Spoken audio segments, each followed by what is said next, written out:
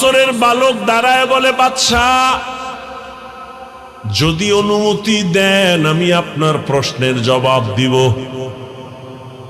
বাদশাহ হারুন রশিদ খুশি হয়ে দেও কই লইব না, সিস্টেম অনুযায়ী সামনে নিয়ে আসেন।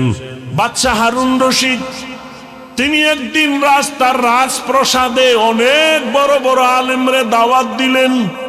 ওলামায়ে কেরামের কাফেলা চলে আসলেন হারুন রশিদের রাজপ্রাসাদে, সুন্দর মেহমানের আপ্যায়নের ব্যবস্থা করলেন। ওলামায়ে কেরাম আপ্যায়িত হলেন, সব খাইয়া লইয়া রাজপ্রাসাদে বসছেন। তো আলেম বুঝি গায়ে, এই হুজুরেরা কেমন খাইলেন? আলহামদুলিল্লাহ। মেহমানদারি ঠিকঠাক হয়েছে? বলে আলহামদুলিল্লাহ।